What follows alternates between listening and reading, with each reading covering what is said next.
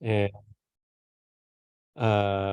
started that now. Thank you very much. So if you can, just to help us take attendance to see who's here, if you could just type your name and organization and perhaps the sector that you represent in the chat, that would be great. So let's say whether you're with, education, health, nonprofits, social services agencies, anything like that, just a broad category, that would be fantastic. And Christine, if you want to just skip to the next slide here really quickly while people are doing that. We've got a very simple agenda, and we have a very, hopefully, fun conversation for all of you today. So we really appreciate you being here. But we're just going to have a little background information that we're going to share. Then we'll have a moderated panel discussion followed by a closing. So it's going to actually be quite a simple discussion today. But before we get going, I want to, we're going to do a quick poll. And Christine, if you want to take down the slides, let me launch the poll. This is all related to today's discussion. And these are all anonymous, so feel free to answer these questions. Can everybody see those okay?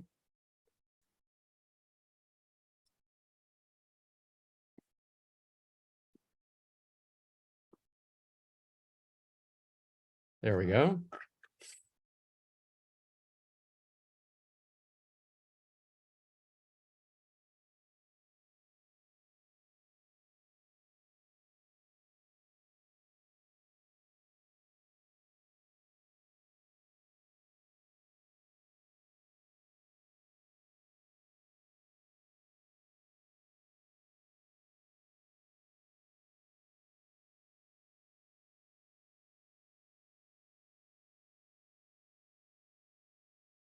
Looks like a fair amount of people are answering. Great. Thank you very much.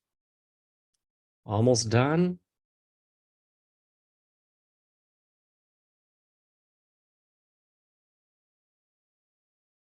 Just maybe one more person to go.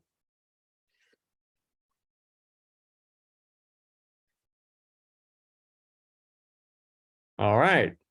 100% participation. Thank you very much. Let's see, share the results here. Can everybody see the results okay? All right, so did you participate in youth sports? So 81% of you said yes. That's great. If you did participate, was it a good experience? So again, so 81% said yes. Just 3 of you said no. Do you believe in participation awards? 75% said yes. And which is better for mental health, individual or team sports? Very interesting. A majority of you agreed that team sports are better for mental health.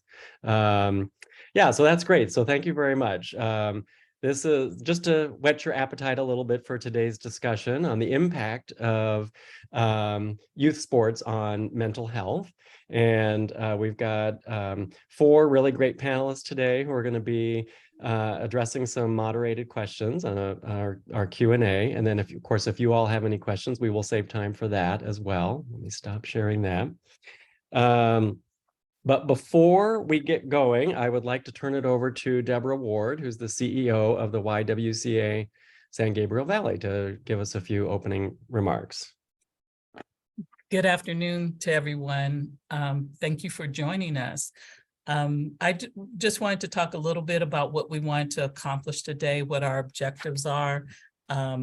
Basically, we want to really raise awareness about timely and the important issue surrounding youth mental health.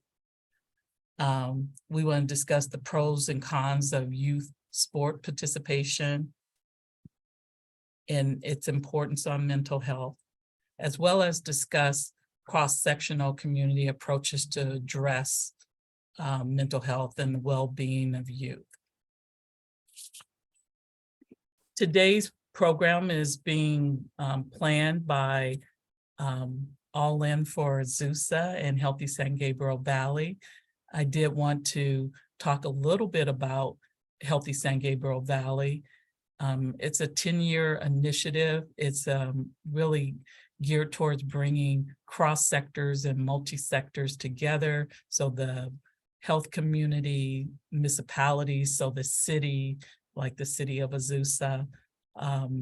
We work with colleges and the educational system, and we also look at bringing in businesses and the community-based organizations. The YWCA, we function as a backbone for Healthy San Gabriel Valley, and proud to assume this role in building resilient and equitable and healthy communities throughout San Gabriel Valley. The roadmaps and intersection conference has been held on an annual basis. And one of the things we wanted to try was to do a couple of virtual focus meetings. And that's where you see today's meeting focus on youth and sports and its impact on mental health. All In for Azusa has been very instrumental in building a cross-section of organizations throughout the city of Azusa, as well as Los Angeles County. I think you could see that with them opening up the Teen and Family Resource Center that was opened up in August. We want to encourage people to continue to refer youth and young adults to that program. And we just want to welcome you on behalf of all our collaborative partners that are part of All In for Azusa and Healthy San Gabriel Valley to today's roadmap and intersections webinar. Thank you. Great. Thank you, Deborah, so much. Really appreciate that. And I just want to underscore something that Deborah said, that today's format, today's panel discussion really did come out of feedback that we got from the last Roadmaps and Intersections conference, and about trying some smaller, more focused meetings, maybe once a quarter. So this was our foray into that new format. And we decided that it was really important to keep the Roadmaps name as it was for our annual conference. You'll be hearing more about that. We plan to bring that back next year, early next year. But we wanted to kind of kick things off with this new format, Intersections. And so Roadmaps being the more 30,000-foot overview of taking a look at what's going on in the San Gabriel Valley across all sectors, and then Intersections diving, zooming into more ground level, looking at what's going on a specific issue. So I just wanted to underscore that. So next up, I am going to turn it over to Jayla Walker. Jayla is a MPH student at Azusa Pacific University, and she's doing an internship with the city of Azusa this fall. And she is part of the inspiration for today's topic, and I'll turn it over to her to give us a little background on the topic today. Thanks, Jim. So as Jim mentioned, I'll be providing some further background and context. We did some research that was done on the intersection of youth sports and mental health, and this slide shows some of the key findings from our research. It was found that youth sports participation is linked to decreased stress, general and social anxiety, loneliness, and depressive symptoms. There was also an increased mental health benefit as years of participation in sports increased. Along with this improved mental health, being involved in team sports also improved peer belonging. Similar to the previous points, we saw an increase in mental health as youth children became participants in sports, whether that was team or individual. In addition to these findings, we found some information on the role youth sports has on healthy eating. In the context of bringing team snacks, we found that a parent's snack choice was influenced by other parents' snack options. So the first parent to bring snacks for the team usually influenced how healthy or not healthy the rest of the season would go. And in addition to this, we found that snacks parents brought, they tried to find a balance between healthy snacks such as fruits, vegetables, water, and a balance with the unhealthy snacks that their children wanted, such as candy and fruit snacks and sports drinks. And with that information, I'll turn it back over to Jim. Great, thank you very much, Jayla. Hang on just a second. Okay, sorry about that. All right, so next up, what we're going to do is meet our panelists today. And I want to take a few moments. First, I'm going to put a link in the chat where you can read more about them. So please take a few moments now if you want to click on that link and read their bios. But in the meantime, unfortunately, our fifth panelist from the YMCA has had a family emergency, Gabriel Gonzalez, and he will not be able to join us today. So I apologize for that, but we do have 4 other fantastic panelists who are here, and there you can see their names right here. And so I am going to just turn this over to Mickey Carpenter, and she'll take a few moments to introduce each of our speakers, and they will each have an opportunity to say a few words. Thanks so much, Jim. Not a whole lot to follow with the overview that Deborah and Jayla and Jim have given so far. But as Jim mentioned, this is a new approach for us. We hope you like it. We will be asking for your evaluation, of course, following the meeting today.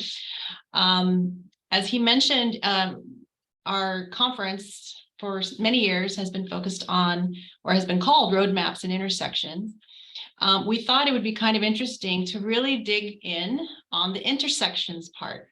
And so as you can see, we're going to take what would normally be a little piece of a conference that we do and take some time to try this out virtually. And in our usual format of having our wonderful experts and presenters give a little bit of their thoughts, we will then move into an open dialogue about anything that you might find interesting.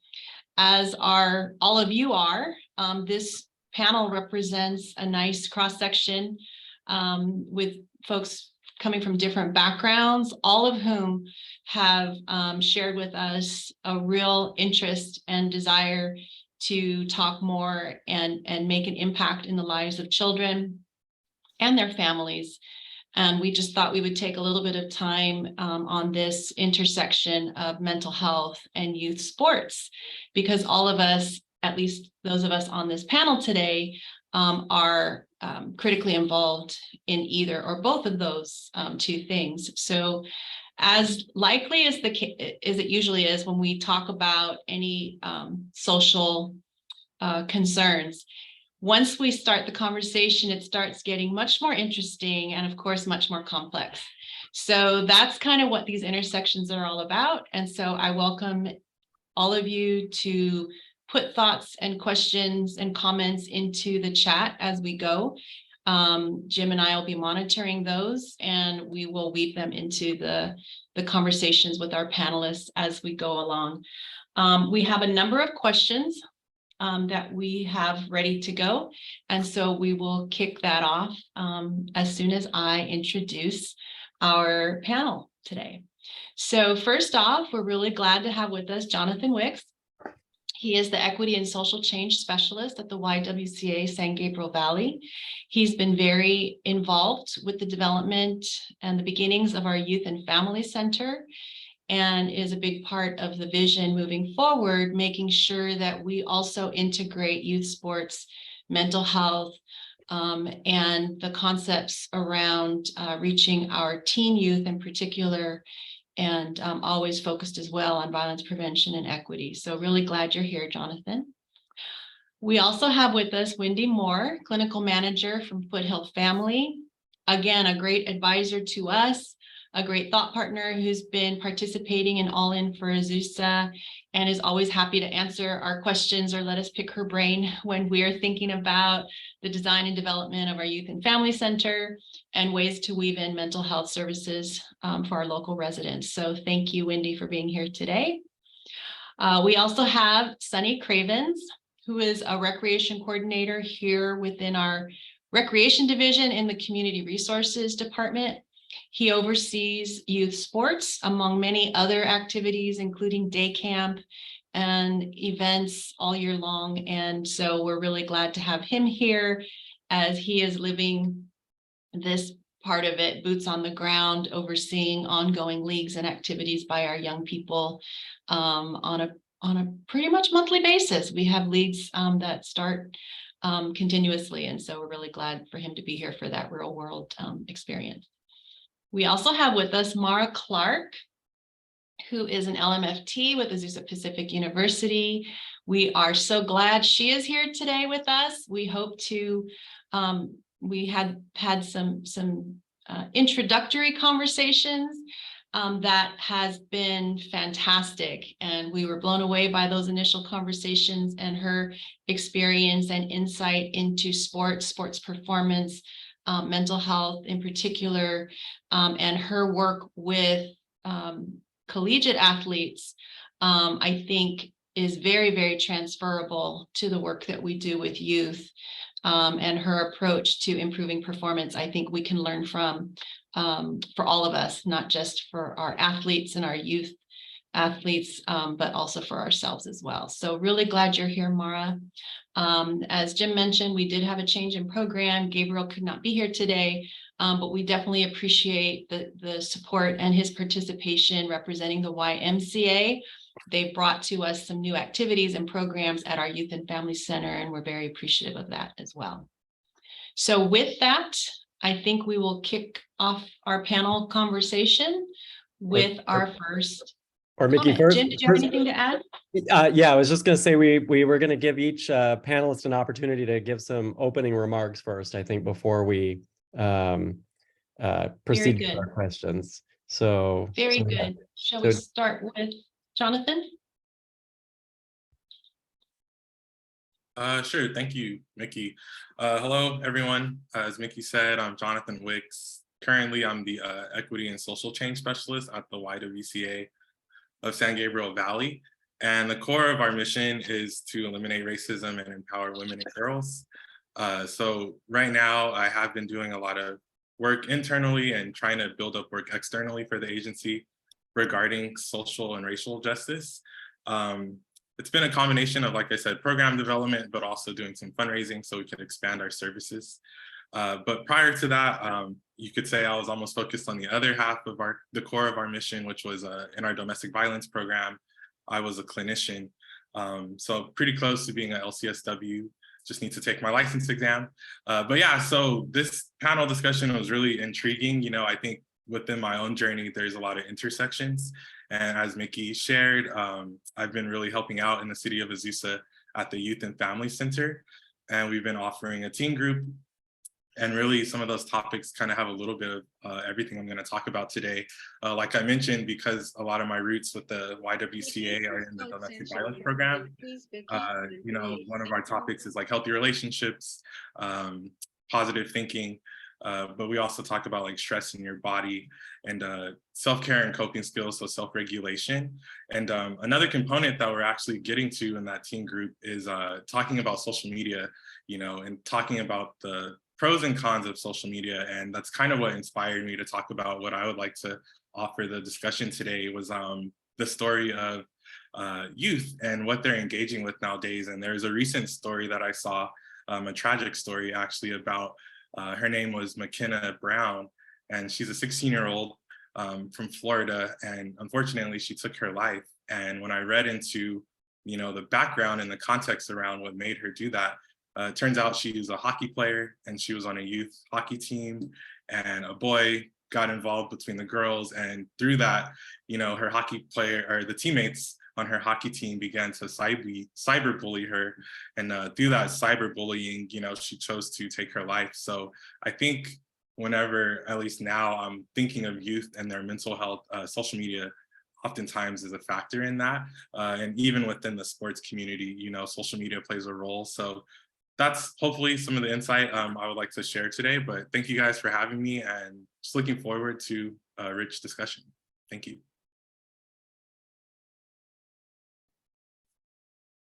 Great, thanks, Jonathan. Okay, let's move on to Wendy. Hi, good afternoon, everyone, and thank you for having me. I am Wendy Moore. I'm a clinical manager at Foothill Family, and I work for a community-based service program where we do provide counseling support and a variety of other programs to the community, from zero, meaning prenatally, all the way to elderly. So we've had a lot of experience with working with students and with youth. We do collaborate with many school districts and provide counseling support. And this topic is very, very important in the sense that when we do open cases and we start services, one of the very important questions that we ask about the students and the families are, is the youth engaged in any recreational activities? And there's a fundamental purpose for that. And I know that the reasoning sort of came up, or has very much came up actually throughout the discussion as we started with the presentation. And so the discussion or the inquiry for us is, are these individuals engaged in opportunities where they're connected with peers? Are they in environments where they are being challenged? Are they working on their social skills? Are they working on strengthening their work ethic? Are they being very self-aware about what's going on for them? But then also inquiring of whether the peer relationships that they're engaged in, say through sports, through group activities, is it in fact healthy? And kind of alluding to what Jonathan was mentioning earlier, is we need to have these very powerful and helpful discussions with youth about how those interactions are very helpful to them, or is it challenging? Are there concerns that are happening when it comes down to the social interactions? And yes, social media is definitely a concern, and helping the youth navigate that as well. We know sports are very helpful with physical well-being. We've told many individuals about how emotions are not permanent. They flow, they ebb and flow, as well as our bodies do. So in order to move our feelings forward, we sometimes do really have to move our bodies as well. And so being that as the messaging for families is part of our discussions in counseling and therapy, and helping families really reflect on the impact of how these opportunities for sports, for engaging, helping the youth engage in sport activities can be helpful, or also how families engage themselves in that activity. So I know that's going to be part of our discussion about what the goal is for the students. Is it to help ensure that they win versus having to focus on their perseverance? And so the messaging really has to be on that perseverance. So yeah, I think this is a very pertinent discussion, especially with the pandemic and COVID times. Having to isolate, we all know that's not very helpful by any means. So these are coping strategies that can be very helpful. It's just something that we need to navigate and inquire about more closely if this is in fact helpful, and who is involved in the sports activities and the perspectives of everybody involved. So thank you for having me, and I will pass it back to Jim. Thank you, Wendy. Okay, let's turn it over to Sunny. Hey y'all, I'm Sonny Cravens, Recreation Coordinator with the City of Azusa. I'm lucky enough to kind of be the director of our youth sports programs here in the City of Azusa. The purpose of our programs are just kind of create that safe space for kids to either try out a new sport, or, you know, if they love the sport that they play, they can continue to grow in a program with other kids that are just trying to grow, enjoy a sport, and as well as trying to surround them with coaches that genuinely care about them. And, in the past year that I've been here doing the directing of the youth sports programs, I've been able to kind of see more of a bird's eye view of what, creating a program is all about, and instilling those meaningful relationships with coaches and kids, and helping them create those relationships with those kids. So they're being more than just a coach to these kids. They're role models. They're another masculine or feminine role model in their lives. They're looking forward to coming to practice. As a person that played youth sports, I played on teams that I absolutely adored playing for that coach. And then I played for teams where I absolutely dreaded going to practice because I knew I was going to get yelled at. So to be able to kind of have a hand in structuring a program like that where coaches care about the kids, I'm super excited about it. And I'm also thankful that the city of Azusa is creating all these wonderful partnerships with all these wonderful people in this Zoom call to kind of help expand the program and get those right resources to the kids to kind of help them with more than just physical health, but as well as psychological and mental well-being. So thanks for having me, guys. Great. Thank you, Sunny. Okay. And last but not least is Mara. Hi, I'm Mara Clark. I'm a licensed marriage family therapist at Azusa Pacific University. I've been here for 32 years. My past was I did play collegiate sports. I was a collegiate coach, and then I went into the mental health field, and I work with a lot of athletes for mental health and as well as performance enhancement. I don't know, Jim, if now's the time you want me to show my video and slide or later. Sure, I can play it now if you like. And do you want to say? Yeah, Oh, yeah. I'll say a few words. Okay. I didn't know if this was the time you wanted to do it. Yes. So my specialty is working with trauma, individuals that experience trauma. And trust me, I have a lot of athletes that come in because of traumas through athletics.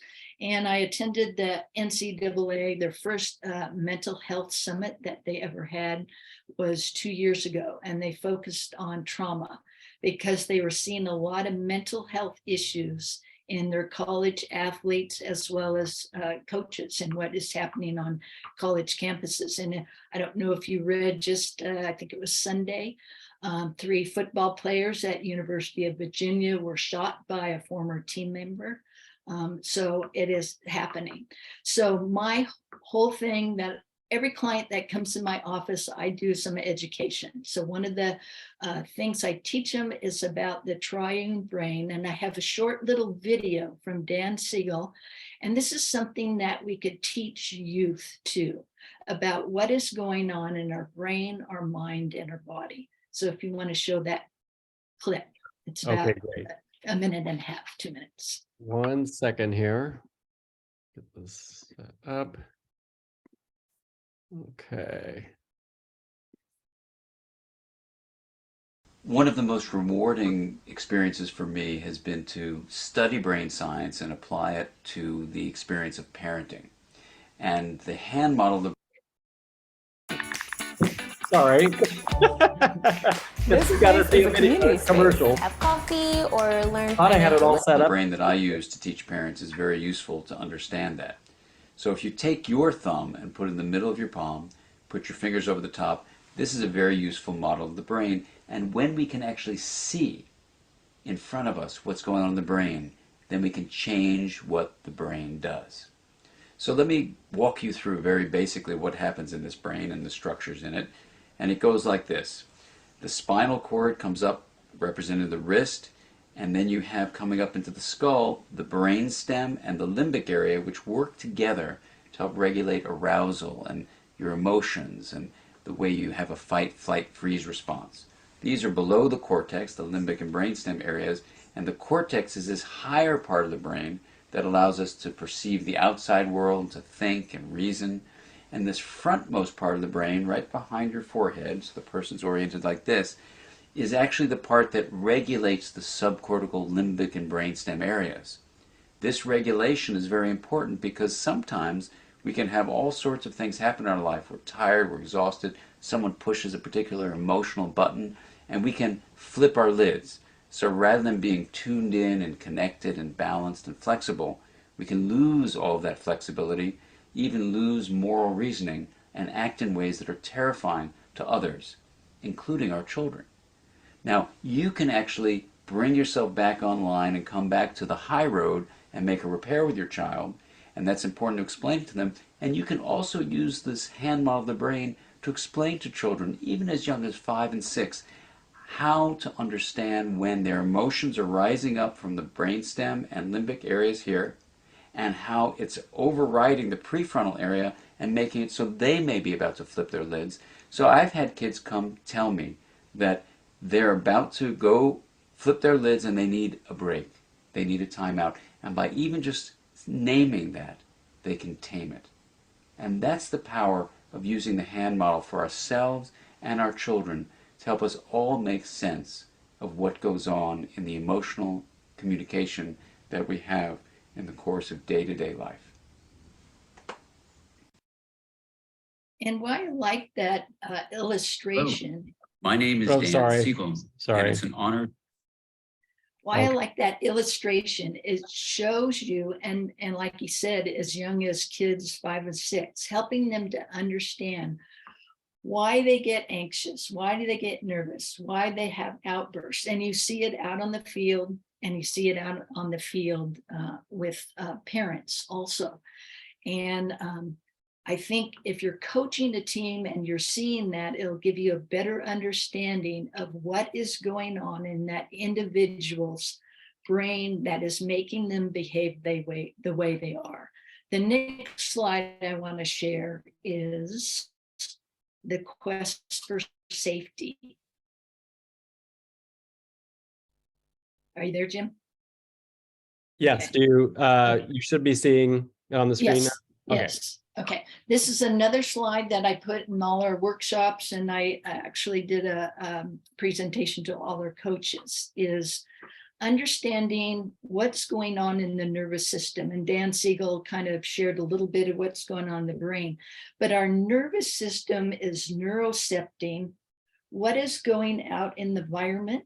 Okay, all the stimulus that's coming at us from the environment, as well as what's going on inside of my body. And now what happens is our body picks up these signals before we are cognitively aware of what's going on. And it's looking for 3 things. It's looking to see, do I feel safe in this environment? Do I feel safe with this coach? Do I feel safe with my teammates? Do I feel safe with parents on the sidelines? Okay, if I'm feeling safe, I'm going to be able to engage, spontaneously engage with others, be able to perform the way I want. Now, God gave us these natural defensive strategies. If we didn't have them, we'd all be dead. Okay, so if we're sensing any danger, the defensive strategy we pick up is either fight or flight.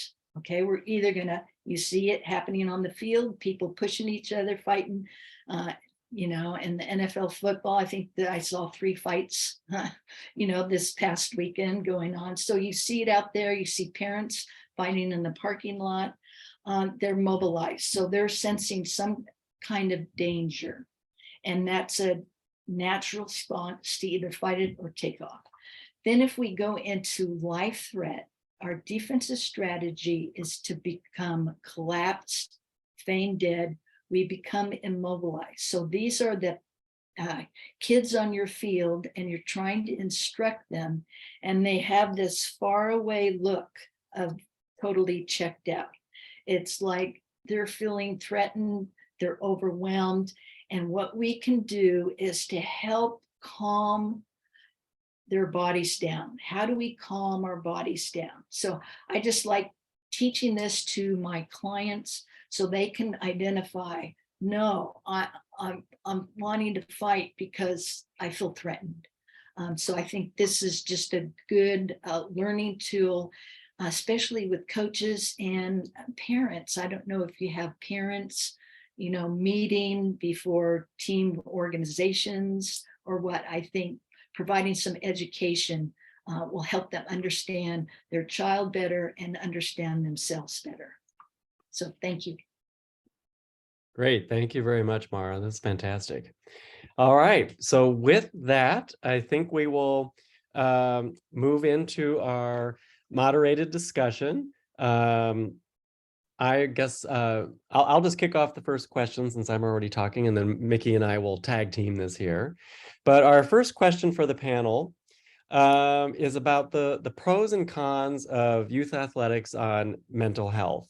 And in particular, that's a pretty broad question, but in particular about how do individual and team sports affect youth mental health and well-being? So, we asked that question in our Zoom poll, and love to get the panel's thoughts on any parts of those questions. So for this, whoever wants to lead it off, you can just kick off and we'll just have a conversation.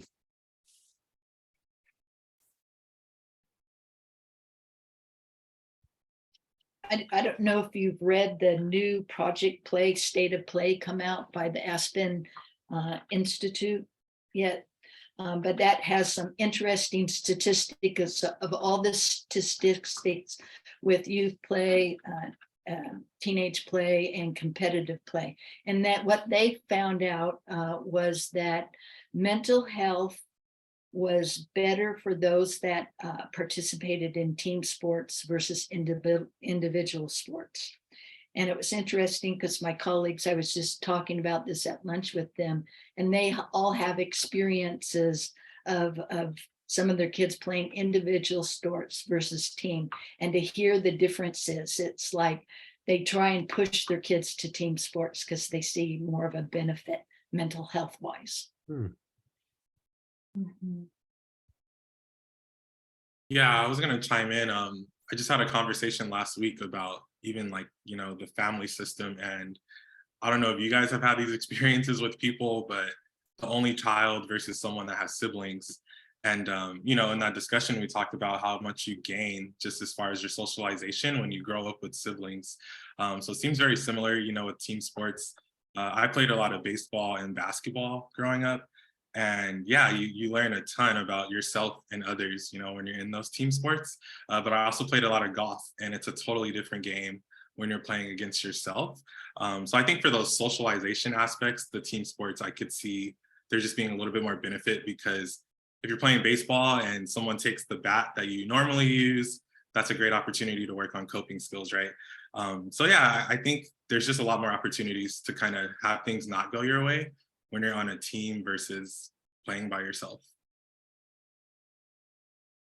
Yeah, good point. And Mickey added to the chat if it makes a difference being introvert or extrovert. And just from my, I played both team sports and individual sports, but I ended up staying mostly with individual sports. And so I found the research interesting, because you might not know it knowing me today, but as a child, I was very introverted, and team sports terrified me. Absolutely. That caused me so much mental anxiety. And individual sports allowed me, I could just get into my own lane and do my thing. So I don't know any thoughts on that from. Right, everyone has those particular thresholds. I think that's part of the experimenting and being able to be open to those experiences. So when you offer those opportunities for youth in general, then they get to decide and decipher how much energy can I put in here? Where is my threshold? And it does provide a skill set. It helps you become very self-aware. And yeah, you have a lot of folks that are very introverted, and you got folks very extroverted. Everyone has an amount of capacity and skill sets. The only way to find out, though, is to try. And I think that's the biggest message, is just being able to open up the opportunities for kids, and especially for families too, to try to support individuals or their kids in understanding that not everything is always going to be as easy, but it's more about the perseverance. And I'm always telling families, perseverance, you want to focus on that versus the product. And I do want to piggyback on what Mara had shared about the trauma responses in particular. We have a lot of kiddos that come through that have a lot of history of trauma. We have our teens and little ones that come in. And what tends to happen is we do coach them on having to work through their nervous system in a safe way to help understand the distinction between what is safe and what is unsafe with practice. Now, the reactions to that, and I'm so happy, Mara, that you shared that grid. One of the additional things is even the idea of fawning as a threat response. So meaning that there are individuals that instead of just freezing or being aggressive or running off, we have kiddos and individuals that end up becoming people pleasers, where they just agree to do everything and everything at the expense of their mental health. And so keeping in mind that just because you see someone complying to perhaps the commands and directives that are being given, we have to see really what is the emotional impact for that, as for the child and for the youth and even adults, so that we're not overexerting that nervous system when it comes down to trauma, for example. I'll say the hand model, I would even say 4-year-olds can understand it. I have a 4-year-old and he has told me his emotional brain at the very bottom is overloaded, this little boy. And so the way that you can educate even little ones is making it very simple about the hand model. You have the hand model right at the bottom. You have their thinking, the emotional brain. Up here is a thinking brain. When you have a pot over the stove, if it's overfilled and it's too hot, the lid pops off, right? You need to have these two parts of the brain stuck together so they can talk and you can problem solve. Well, if it's too hot, if it's too much down here, that means you flipped your lid. So that educational piece, I think it's wonderful. So the video for Dan Siegel, it is very empowering for people to understand the function of the brain, especially little ones, because if they're able to put words to it, then they'll be able to have a conversation with you developmentally appropriate and be able to discuss where they are at emotionally when they are engaged in these activities. Or the need for that. So I feel like it's super imperative to have these ongoing conversations throughout the years and the life cycles of our youth to know where they're at emotionally. Wendy, I really like the first part of your conversation about teaching that pushing through and those two buzzwords come to my mind in sports are resiliency and grit. And I think individual athletes kind of are afforded that opportunity to develop those two things because it's just them out there. Jim, myself, I was a team sport and individual sport athlete, and I can see kind of the benefit for both sides of that coin. That team sport athletes, they are given that chance to relate to other kids and kind of build those social skills. But as an individual athlete, you're kind of getting hopefully you're getting more time with a coach that you can trust, and you're be able to work through those shortcomings and failures and really kind of toughen yourself up, become a more resilient and more gritty person.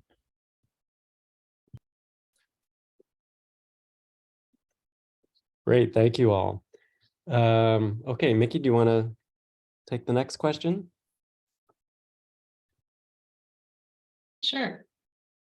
So this ties right in. I know we've talked a good amount about individual and team sports, but what about the pros and cons of recreational sports and performance sports?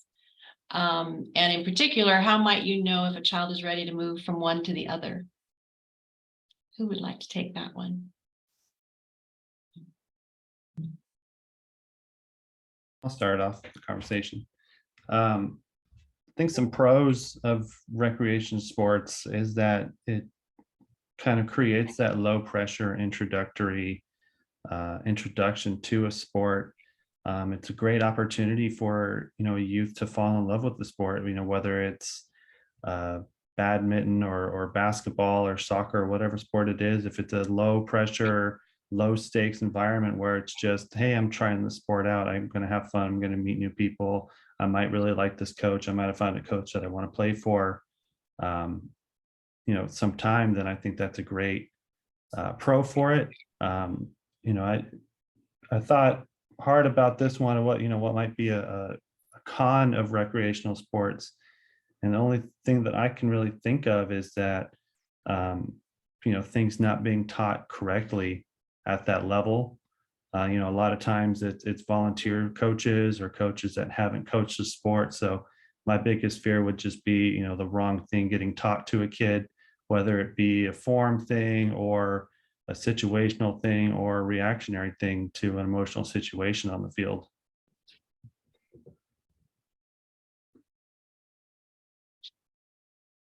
I could chime in here. Hearing the two, like that juxtaposition, it seems to make me think about like fun versus win. I know for most people, when it's recreational, it is just about having a good experience. But you know, when you get into league play and competitive play, it quickly turns into skill, and you know, the goal is to win. So I think it really does just depend on what internal resources, you know, the child or the adolescent has, which setting might be best for them. But it also brought up kind of like an equity perspective as well, that a lot of times, you know, with the competitive league play, you know, that comes with fees and expenses and things like that. And sometimes some of the best players in the neighborhood cannot transition into that league competitive side. So there is some disparity there, I think, sometimes when you get into just what it takes to be a part of a travel team, or, you know, is your family able to kind of access that level of experience for you? So really interesting question, but I think, yeah, it's hard to put into pros and cons. I think the league play is a pretty good experience as far as being a part of something that is so structured and organized. And I think it introduces a lot of athletes to like that regional kind of, this is bigger than me experience. But on the recreational side, I think sometimes you also lose that too. So kind of hard to call that one. Yeah, I appreciate you bringing that up, Jonathan, too, because it is a very complex question. Yeah, you do have your pros and cons for both, but there is a very strong, legitimate systemic problem, because sports, say for hockey, for example, or it's incredibly expensive. And so also taking kids to their tournaments or out-of-state things, that is very expensive as well. So it does limit the ability for individuals to connect to those type of opportunities. And it's something that really needs to be recognized. I feel like that's why it's so important for community members to tap into these individuals and these families, or being able to say, hey, you know what, this is a resource that can be provided. How can we help in a community way? But it is a very real circumstance, and it's not just with our youth, but it's with adults, it's with even pro leagues. And so it's something to always keep in mind, because it could be very, very unmotivating if you have someone that does very well, but they don't have the resources, you know, and that could be, in fact, it's understandably upsetting. And so it's something that needs to be voiced, definitely.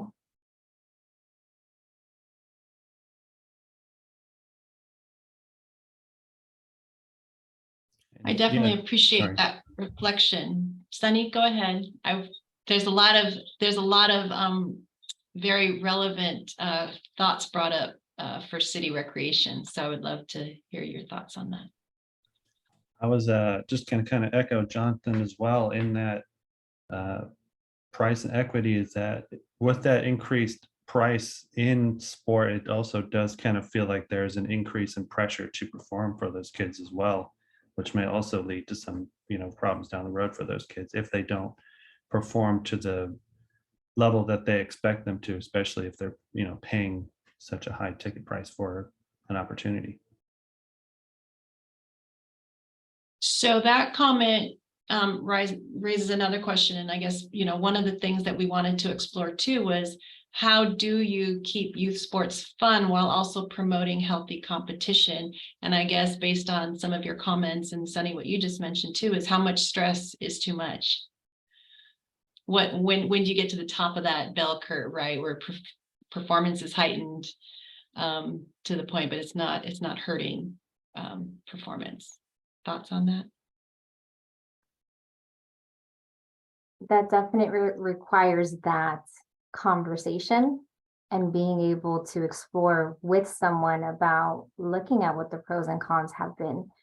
If you have someone that is performing well, but yet they're, say, in the sport, but they're struggling academically, they're struggling with connecting with friendships, they're struggling with their self-esteem because they're so concerned about their appearance, or there's a shift and change that you can see if we pay close attention to it with individuals that could be very well struggling. And so having to open that line of conversation, are they sleeping well? Are they still grooming themselves? Things like that to keep in mind to see if either is this adding to the quality of their life, or is it causing some level of deterioration where now, this seems to be the only thing they think about versus saying, yes, this is important. I also have other aspects of my life that are important as well. This thing does not define who I am. It's a part of my experiences, and being able to feel a sense of enrichment to that. What learning lessons are they getting from this? So that constant conversation is very important because everybody's internal capacities are very different. External supports or lack thereof are very different. So it does require that constant communication and observations and helping professionals or supportive individuals outside to also support those that, if they are concerned, having to speak up, and also the individual being self-aware of that. I totally agree with Wendy that conversation needs to happen. And it needs to happen, and education needs to happen with the coaches and the parents about the stress level that this added competition is going to provide. Because if you looked at the national sports thing that just came out, only I think it was 18% of the coaches felt adequate in addressing mental health issues, and 67% wanted more education. So providing more education for coaches at all levels, but particularly at the more competitive level, what are the stressors that these kids will face and do face, and being able to identify them and helping the parents understand that too. And if they feel like their child is not ready for that level of competition, to keep them down a little bit. So I think, we can't leave it up to the kids to decide I want to go play competitive, because they're kids and their brain isn't fully developed. And as parents, we need to help develop the brain in a healthy way and not add more trauma. Yeah, I was gonna piggyback off of Mara. I agree. I was gonna say that at that point, I feel like the parents need to get involved, because a lot of times they're the ones facilitating the practices or the games, the transportation. And oftentimes it seems like it's parents that become vicariously motivated to be competitive, and it ends up, impacting the experience of the players. So I totally agree. And it feels like a really great time to plug in Coaching Boys into Men, which is a program that Futures Without Violence, published, and got a lot of really good evidence that it does work and it's effective as far as equipping coaches with information on healthy relationships, positive communication and things like that, and talking to their players about it. But also what Mara said is, their research showed the same thing, that a lot of coaches question, who are they to talk about these type of topics, right? So I think in general, it seems like there's still this merging of people recognizing the interconnectedness of mental health and recreation and sport. And you can't really separate the two, but it does seem like it's exposing a room for development, with the coaches and the parents as far as these topics that we're discussing. So interesting times.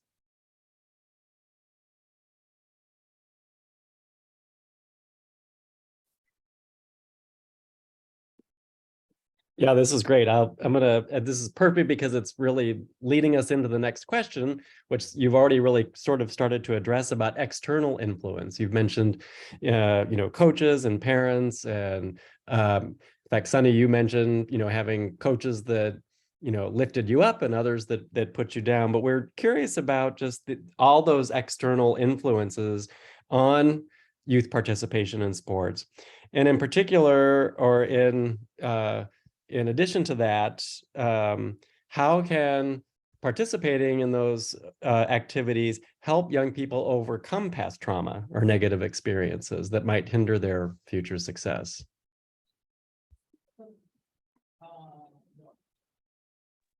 think it kind of ties into kind of my closing comment on, I think it was either the first or second question, and for individual sports, is that sports is a great way to kind of teach kids tons of different coping mechanisms, and also trying to keep them to open up to other people other than just their parents or their teammates. And I think sports is a great breeding ground for relationships with coaches or administrators, or trying to get those coaches well educated through initiatives like Coaching Boys into Men, that coaches can recognize that these conversations need to be had, and not only just having these conversations, but coaches having the experience and the education and the know-it-all to go to certain people. What I'm trying to say is that, coaches can recognize that now and will know who to talk to about, the athletes that are having problems, and so they can help their athletes more get through those past traumas, and give them and equip them with the tools to take on future traumas, or even help their own teammates with traumas that are going on during that season.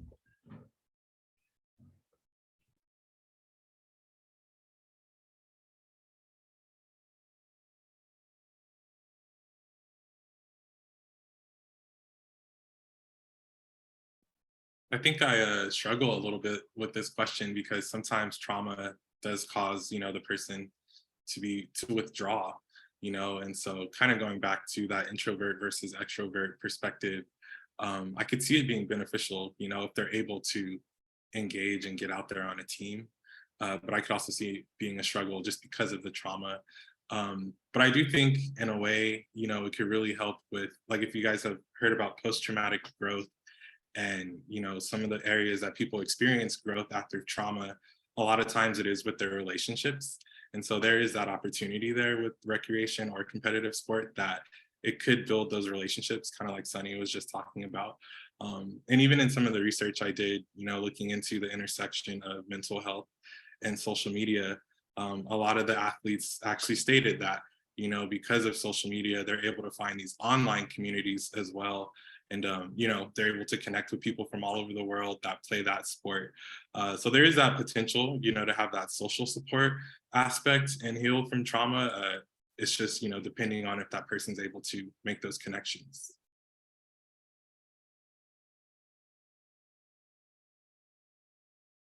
Yeah, one of the biggest strategies and interventions to addressing trauma is having to strengthen the ability to emotionally regulate.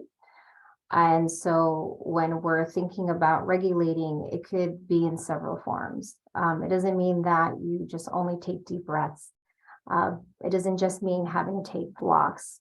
It also means having to exercise. It could also mean having to give your mind a bit of a break and thinking about something else. And so having to engage in sport activities that require you to focus and to utilize your body and to move, assuming that it's a safe space to do so, assuming that you have peer relationships that are healthy, assuming that you have helpful adults that are guiding you through the process, can very well help with the healing process of trauma.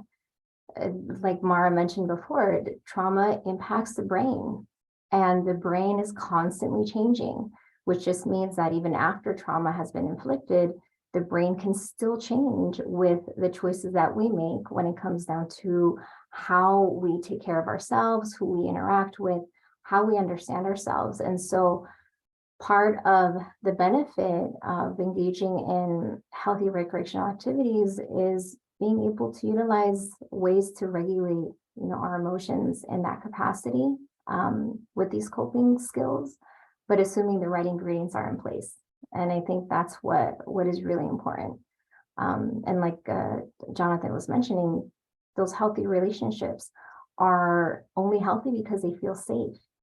When someone feels safe, you're able to process that trauma as well. Trauma tends to impact the role of safety in someone's life, and feeling like everything or a lot of things may feel dangerous because that's what the nervous system taught us. And so those healthy relationships are part of our coping as well. So it could be a very big benefit.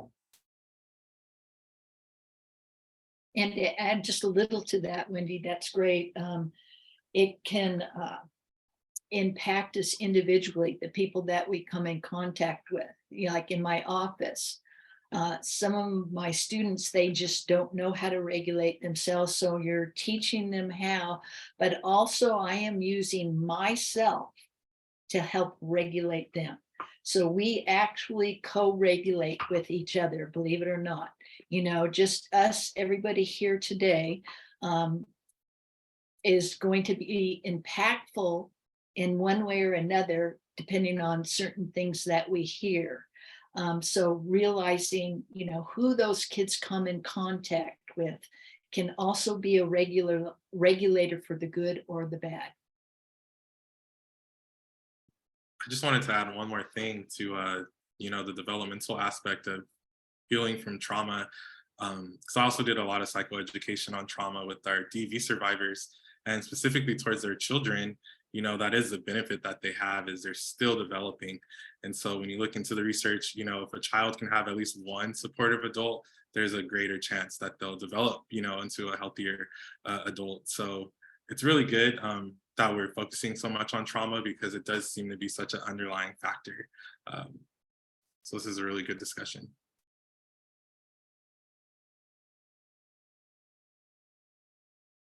I'm so glad you mentioned that, Jonathan. I love that research, because how hopeful is that to feel like it just one, and it's so significant, and it doesn't have to be a parent. It really is, it's helping supports.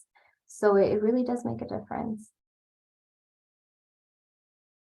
And I think letting coaches know that they make that big a difference, either for the positive or for the negative, that it's going to be so impactful for some of these kids that they will remember those coaches or coach for the rest of their life. And that will be a grounding resource for them as they go through life.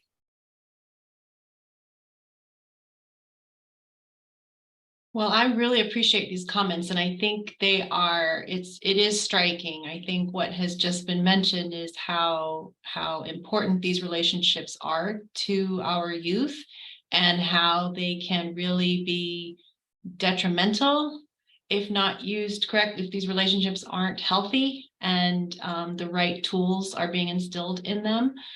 So definitely can appreciate that, and wanting to bring us to the next question, which ties right into what you're already discussing, which is based on your prior comments and thoughts.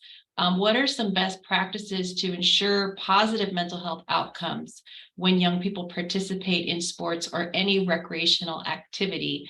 As you've all mentioned, there are tools, there are things for parents to think about, for coaches to think about, for the youth themselves to think about, for teammates to think about.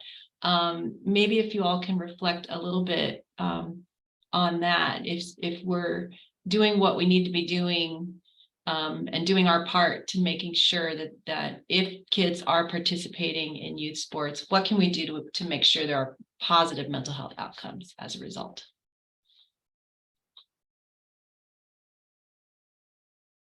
I would like to see, like, if I was coach, I was, you know, since meeting you all, thinking, okay, as a coach, what would I do at this level? And I think some of the first things I would do is talk about the importance of being part of a team, that we're all a team and we're here to care about each other and support each other. And I'm not going to tolerate any negative talk on this, but I would also teach them some mindfulness skills, some mindsight. So it's like, as we're going to start practice, let's just take a few moments and let's just be present here on the field. Let's kind of put our troubles away from school or at home. Let's put it in a treasure chest and just lock it and keep it there for now.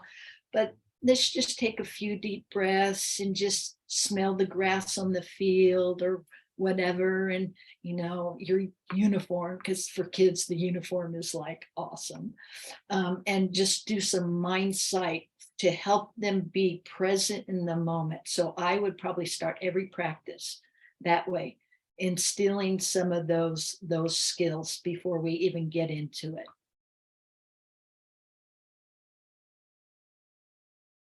Yeah, I was gonna go that way with my response as well. That I think this coach is in Washington, and she's a softball coach, soccer. It's a soccer team, and she took a more proactive approach, to her athletes' mental health. And so, like Mara said, they instituted like a Mindful Monday, where every Monday they go through these mindfulness practices, and then I think later in the week on like a Thursday, they just have a safe space to talk about the stressors of life. So really, it's to me coaches kind of seeing the opportunity to be proactive about mental health and incorporating these things into the space. And that's kind of what I was saying earlier about the research on the response to coaching boys into men, is a lot of the coaches just still didn't really see the connection between why am I talking about any of this when I'm just here to play sports. But it's all connected. So I really think it's the coaches, whether they want to go something more formal, like coaching boys into men or athletes as leaders, or they can go more informal and create their own approach to it. But I just think it's being more proactive than reactive at this point is what I would recommend.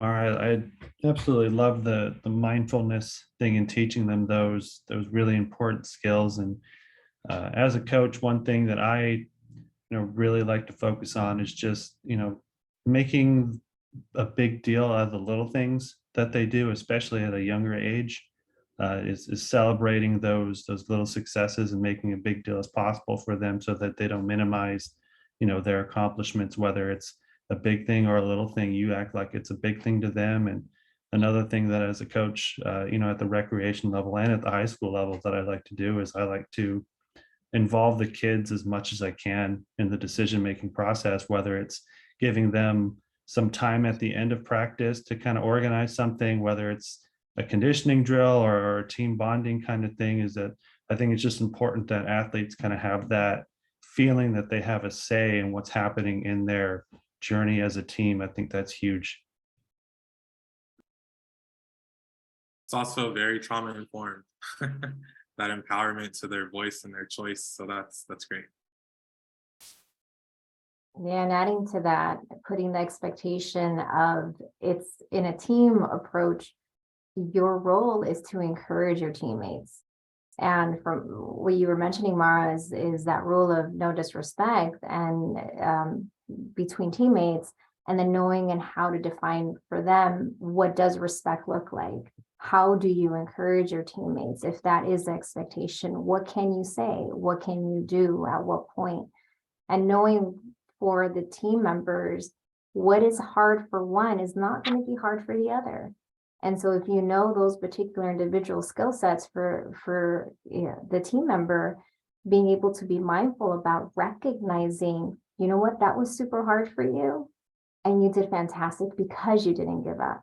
And knowing how to name that and recognize that in the course of their development as well, individually, which is a huge modeling aspect for the teammates, because they're watching everybody around. And as a coach, as anyone that is leading a team, they are setting an example entirely, and they're being watched, and they set the tone of what this experience is going to look like. And so that's why having that co-regulation is so essential as well. Great, thank you. This is fantastic. And we've already got a question in the chat. We're going to get to that in a few minutes. We have one final question. In fact, you've already kind of mentioned some of these things, but curious on your reflections on whether it's recreational sports, performance sports, individual or team, what have you. How do youth benefit in other areas of their life? Some of you have already mentioned things like self-awareness and resilience. Just curious what other benefits there are. I gotta say, schedule, even the basics of a schedule for practices, for games, all that gives structure, and structure can help encourage stability for anybody, really. So that could be one piece of it. I was thinking the same, like time management. I teach more music than I do sports nowadays, but just the amount that teens have on their plate now is a lot. And I'm always very impressed, with the students that are able to somehow manage it all, right? They play an instrument, they do a sport, they're in clubs. So it's all these things that I always feel like they're just getting a great setup to be an adult and how to manage those things. So yeah, I just wanted to echo that Wendy shared. And true, studies have proven that regular exercise during childhood helps kids develop better attention, information processing, their creativity, their mood, and proven to improve academic performance and behavior and self-esteem. So studies actually have proven all those things.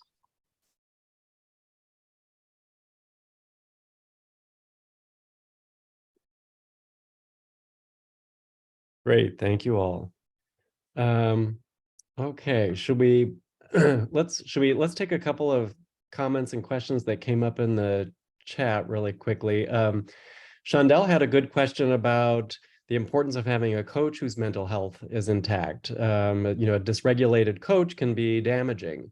A regulated coach can facilitate healing and resilience. That's a great comment. I don't know if anybody wants to expand on that.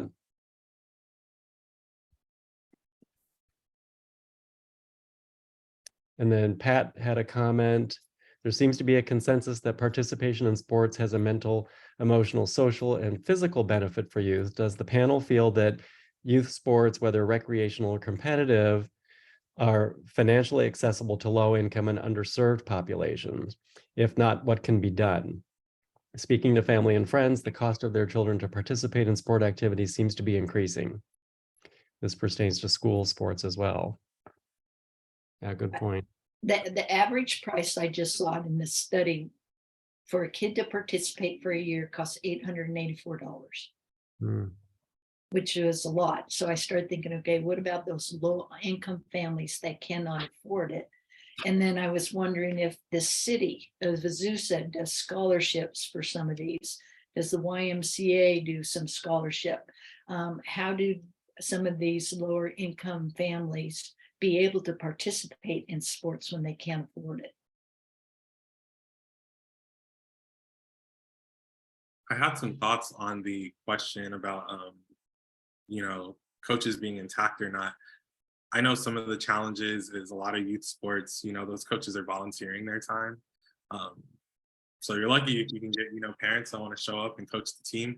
So thinking of a way to screen parents out that are not intact could be problematic, but I think there is some utility to, that thought process. I just saw it in a similar way in terms of someone talking about police reform, and it was a mayor, I can't remember where he's at, but that's what they started doing for their police force is they increased their screening procedures. So they added, in addition to the personality test, they also added a lie detector aspect. And so they're able to screen out 75% of their applicants, and they haven't had any reports of, any misuse of force or any complaints from those new officers that came on with this new screening process. So really his takeaway was rather than just let everyone in the door and then handle the issues as they pop up, try harder, to screen those people out. So it seems like a similar thought process with the coaching, the coaches. Like I said, I can only think of the barrier being that a lot of times they're voluntary. So if you do start screening out, youth coaches, you might not have any coaches, is a thought there, but I think there's something there to explore.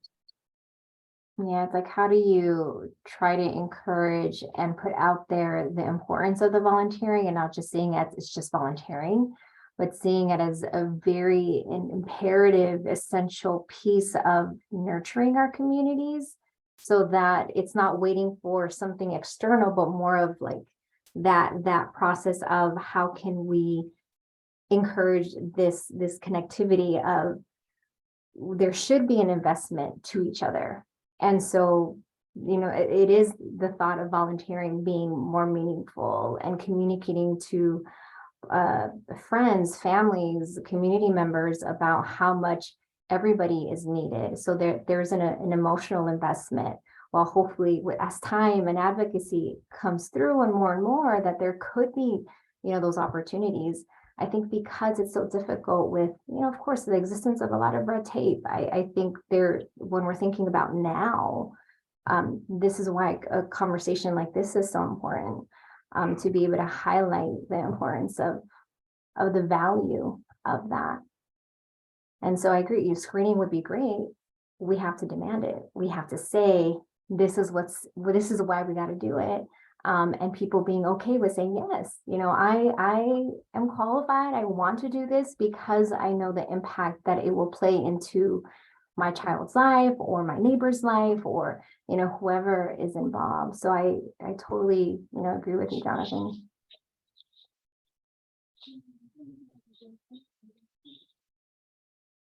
Deborah's got her hand up as well. Yes, I have a question for the panel. I'm wondering, here in San Gabriel Valley and in the city of Azusa, and many of the surrounding cities, can any of the panelists talk about different cultural or race groups that are playing sports and their mental health?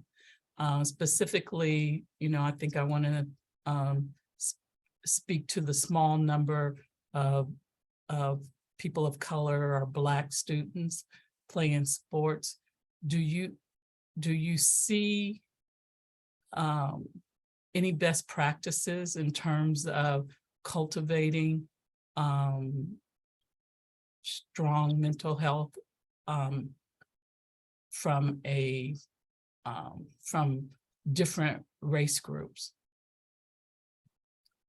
I didn't say that very intelligently, but I hope, just wondering, from an equity standpoint, how do we ensure that individuals in small numbers, mental health are being considered? And what are those factors to be considered? I know my initial thought is it seems like that would be in the same category as this mental and kind of behavioral health, topics that we're talking about. So that cultural humility, I think that would be a part of a program. I think it would just depend on, who's facilitating that program and do they have the awareness to integrate these kind of non-traditional sports ideas into the process. So I think that's a great point, about that cultural humility, and is there a cultural aspect to the programming for the sports program? But yeah, I think to me, it's in the same category, that these are the things that we're trying to kind of highlight the intersection so that it does become more commonplace for teams to talk about these things, Yeah, I asked the question, could I go back in my athletic time and as a elite athlete in middle school, where, people were, I didn't get seen until my athletic ability was seen. My athletic ability was seen before I was seen. And once that was observed, I was looked upon differently and access opened tremendously as I look back at that time. I would hope that, as we talk about youth and mental health, that's a piece of training that needs to occur. And maybe it goes back to one's self-awareness, biases that you're unaware of. But I wonder what happens to the athletes that are the sports enthusiasts that's not a standout. And so just want to put that on the table. I don't know if there's an answer to it, but I just want to put it on the table. Yeah, no, it's an important item to discuss because it is all intertwined. There's no way to separate that from, what Jonathan was saying. I echo the same thing. It's what you're sharing, Deborah, is, how the data even has shown for quite some time that even at a school setting, when you're thinking about behaviors, for example, you may have two or several children who may be behaving a certain way, but who's the one who gets penalized? Usually it would be a Black student. And so we're talking about how are you as individuals, as adults, how are we all treating and noticing our community in a way that is nurturing and helping and bringing inclusivity in, equity in. And that includes opportunities of sports, of recreational activities, of being able to open up, that discussion. It has to start with conversations and actions. And there's individuals that have positions of power that can help with that. But there would be no mobility if there's no conversation or an awareness to this. And so that's why, your experience and people sharing about their experiences is incredibly necessary, while also other individuals recognizing, yes, this was seen, yes, this was observed, and being able to amplify that conversation so that shifts and changes can happen, especially, at a school setting as well, at a recreational center as well, and being able to say, these are conversations that are important. They have to be had no matter how uncomfortable anybody's going to be, but it has to be had. So I do appreciate you bringing that up.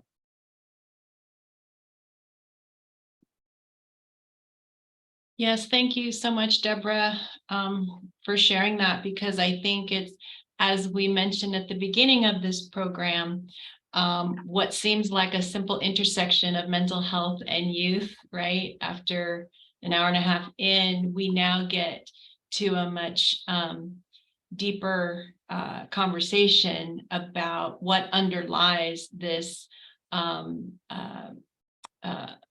equal opportunity, right, or equitable opportunity to programming. And I guess I could put my city hat on now and say, in response to some of the questions about the cost for city programs, we do survey local communities, and the city of Azusa, we're at maybe a third of the cost or less of most other cities around us for league play. We do absorb a lot of that cost, much more than many other cities do. And yes, we do have scholarship programs. We do strive to create many different kinds of opportunities so that different kids who appreciate different types of play or sports have that access. Because we find that that's, really important. As was discussed earlier, there are individual differences in children, and their interest is going to be different as well.